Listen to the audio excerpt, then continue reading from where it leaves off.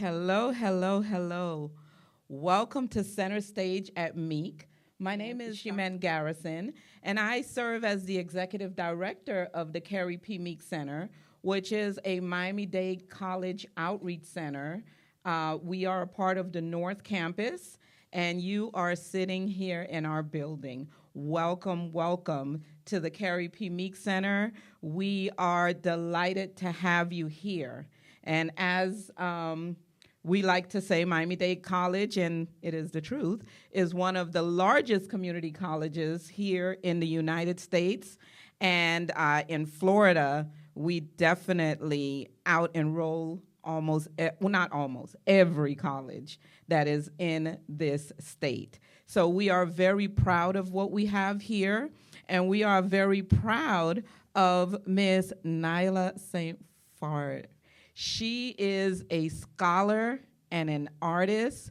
She is a part of our Rising Scholars scholarship cohort, and we are so proud of her. I've had the pleasure of working with you before.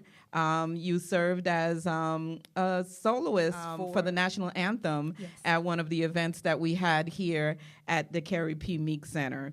And so at that moment, I believe our director and myself, we were like, okay, that we must ask if she would be willing to come and sit with us for Center Stage at Meek. And that's how we got here today. And for those meeting you for the first time, how would you introduce yourself, both as a student and as an artist? How would I introduce myself? Of course, by my first name. Nailah St-Phar. I am a worship leader, singer. I do write my own songs as well. Yes, I've been singing since I was a little girl. I grew up in the church here in Miami, Florida, and now I'm just taking it further. Awesome, awesome. Okay, so if you had to describe yourself as a type of artist, what would you say? The type of music that you write and sing, what would you say that it is? It's pretty well-rounded, but mostly CCM, which is Christian contemporary. Also, kind of like a soulful R&B kind of background to it as well. Oh, nice. So what does it mean to you to be a rising scholar here at Miami-Dade College, and how has this program shaped your journey so far? The Rising Scholars program is amazing, for one. It is a blessing for me to be here and to have the opportunity afforded to me. As a member, it means a lot, being that we get granted a lot of opportunities to not just put ourselves out there, but also connect with different people that actually want to see us grow in our craft or professionally and personally as well. So it does mean a lot. So singing has always been a gift of yours. Can you share how your father's love for music and the arts influenced your growing up? Because I was reading a little bit about you, and through that I learned that your father really encouraged you. Yes. With your art. Yes. Okay. So my dad, he is a 60s baby. He was born in the 60s. So a lot of his musical influences, it stems from the Beatles to 90s R&B to gospel. It kind of like flips back and forth throughout different genres. So while I was growing up, he introduced me to all types of music. He said to me that there's nothing really bad about different types of music or exploring. You should be inclusive to all those and find a way to incorporate little things here and there that you learn. So I learned that from him. I learned how to sing in a way, certain nuances that I could use, or not to sing through my nose. Little things like that would end up taking me farther and farther as I would go on in life. And yes, so he's been a great help.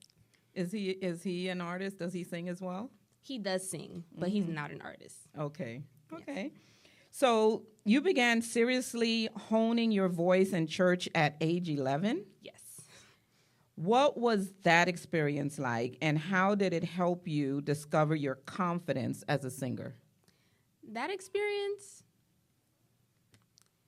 I would say it's kind of like a blur to me now, but I do remember when I wanted to join in my church. I was looking around one day at the stage, and I was like, I could do that. I saw everyone up there, and I was like, oh, I want to jump in and help in any way that I can.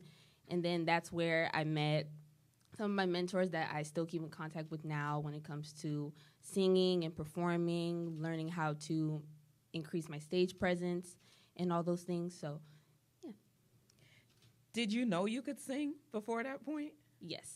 You did? Yes. So would you, like, from family members, or you would sing in the mirror in your room?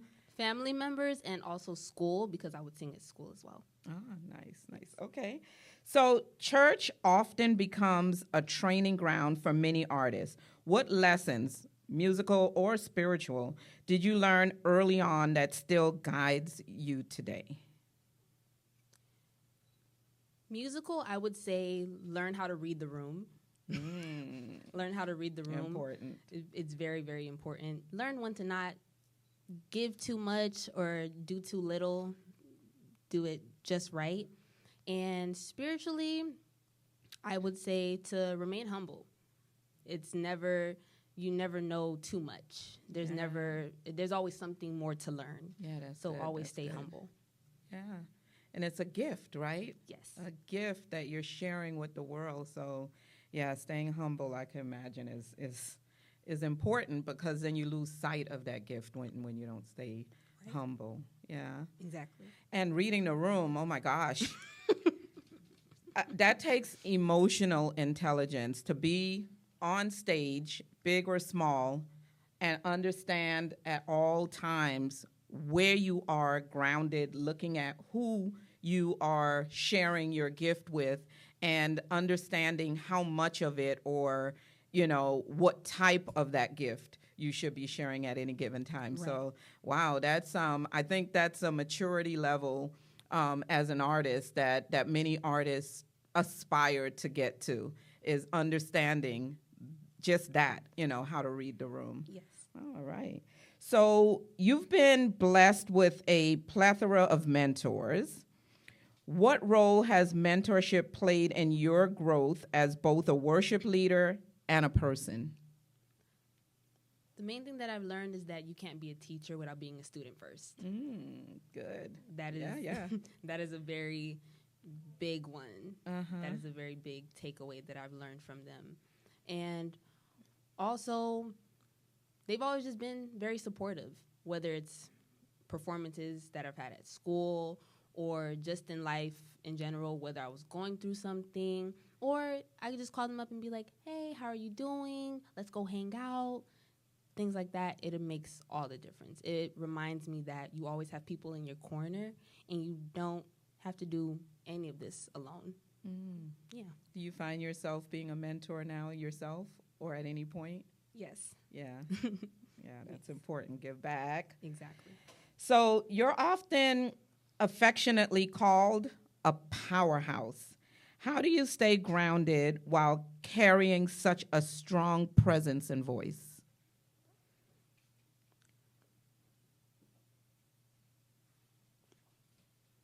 Learning when to take a step back.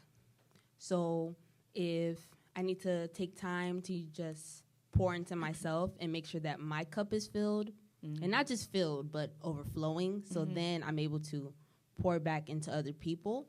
That is the main thing, making sure that I'm overflowing first, so that I can give back to others. Yeah, because if you're empty, how can you give? You can't. Absolutely. So how do you balance technical skills with emotional and spiritual authenticity when you perform? That's a good one. Technical skills, balancing the both. Because I can imagine that, when you're sharing your gift, and especially in the spiritual realm, sometimes you could overcome with emotions and, wanting to just share what you're feeling inside all the time. So Right. how do you balance that? I think the main thing when it comes to technically, because I've had a tendency to just blow out my voice within like the first couple of songs or so. So learning how to save it, there's terms called like decrescendo and crescendo that I use typically in my music. And also spiritually, again, reading the room, but also knowing when to take it there. Yeah. Sometimes in a way as well. Yeah. Self-control. Self-control is a big thing. Wow. Yeah. You know, I think people don't often think about how much it takes to be a good artist and to understand yourself as an artist. Exactly. You know, reading the room, being in control of what you're doing, what you're giving, how you're giving it, and understanding how people in the room are receiving it. That's an amazing gift. Yes. Congratulations. Thank you. Your favorite quote is progress over perfection. I think it's powerful. What does that phrase mean to you personally? So, some people in here may know me. I am a perfectionist. I am a perfectionist at heart, and sometimes I beat myself up for just the smallest mistakes, even the littlest of mistakes. So it is a constant reminder to myself that even if you don't get it right the first time, there's always more times to get back up again and try. It doesn't matter about how many times you fall. It matters about how many times you get back up again. Again, that's like very powerful, growing, understanding, you know, where you are, what you need to do to keep pushing as an artist. So you've spoken about allowing your weakness to be a driving force rather than a limitation. How has your faith helped you reframe challenges into purpose? Usually in those moments when it seems like everything is crumbling around me, I have this peace that surpasses all understanding. That even if it doesn't work out the way that I want it to, I know that there is better, that there is more on the other side. The grass is greener on the other side. Mm-hmm. That's what I believe. Wow, peace that surpasses understanding. Don't make me shout. You didn't even sing yet.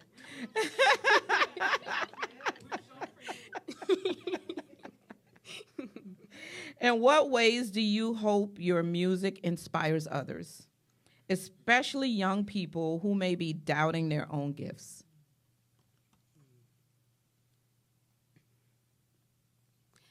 I would say don't be afraid to take a chance. It's okay to bet on yourself. It's okay to go out there, expand your horizons, and don't be afraid. Do not be afraid. There's nothing to be afraid of. Because you're going to be wondering your whole life, well, what if I did it? What if I did do that? What if I did step out and not just shy away? Do it anyway. Wow. Nailah, you have such good nuggets, little nuggets that you just throw in there. Young people out there, listen. Bet on yourself. Yes. Bet on yourself. I love that.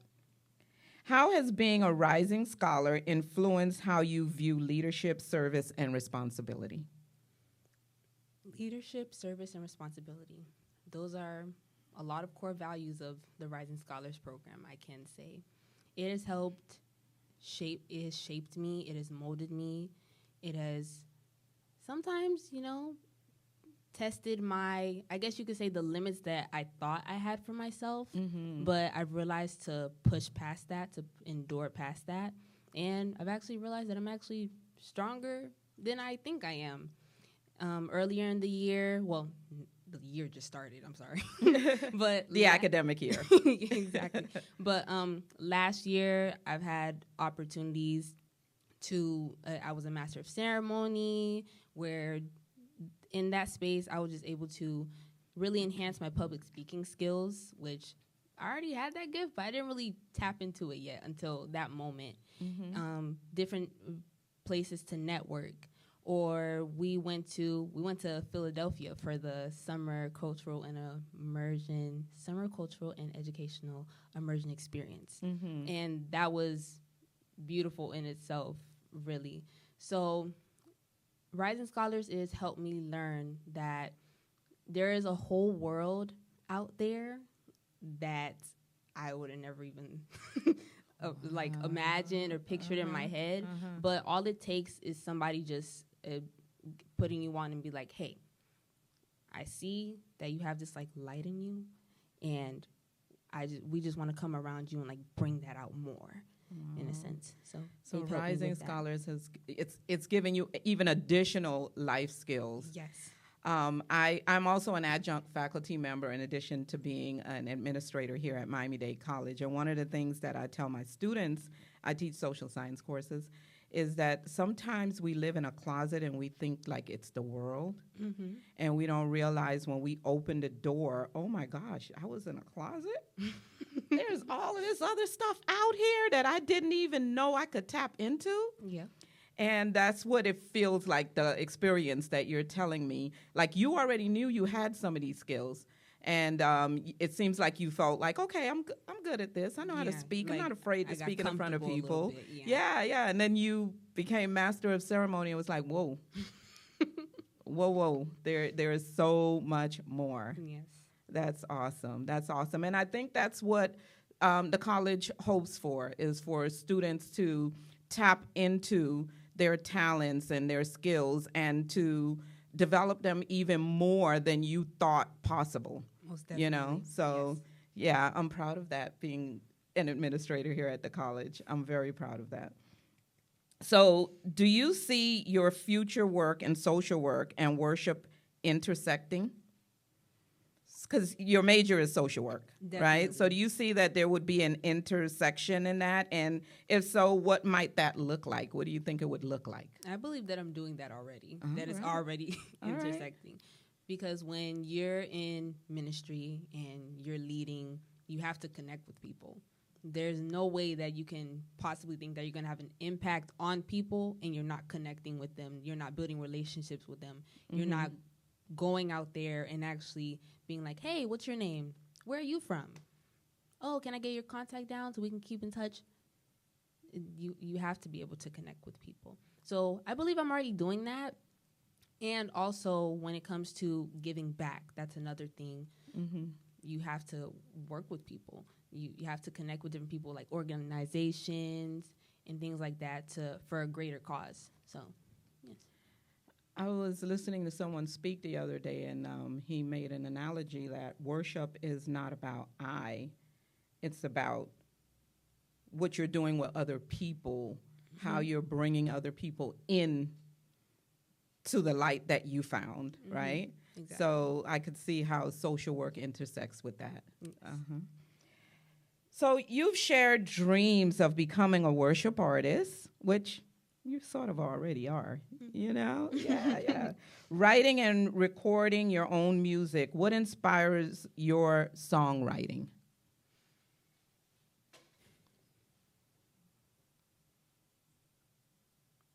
My faith. Literally, songs that I get, it's straight from scripture. Every single time. If I try to go and write a song on my own, it's not gonna come out right. It's probably gonna just be ABC, elemental P. It truly is. But when you think of scripture, you're able to pull from that. Yes, scripture is my inspiration. Nice.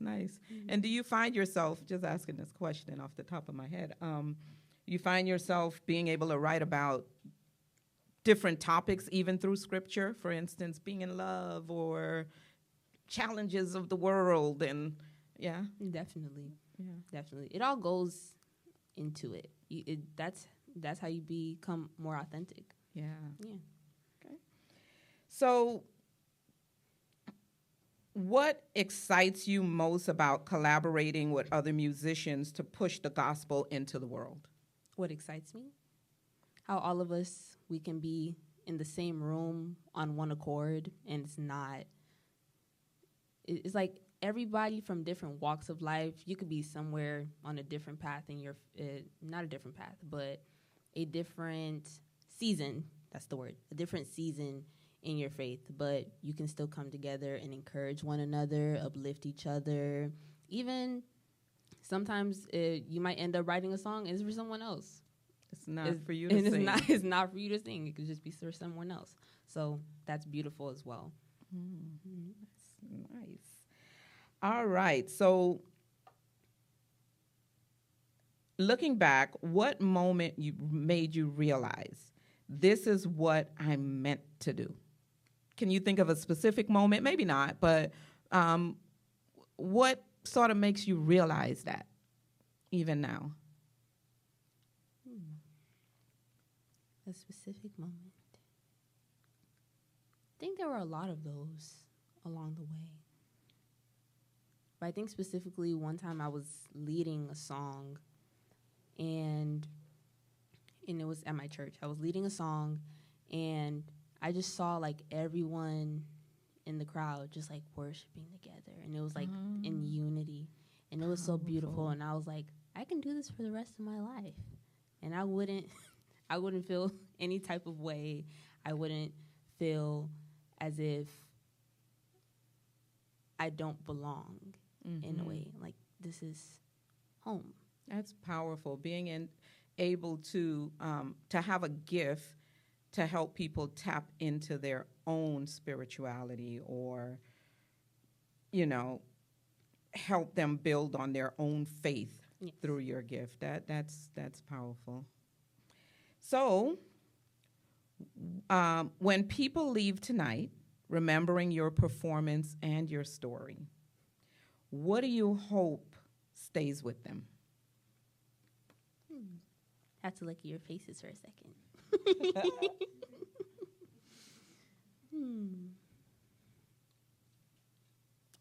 Be the light.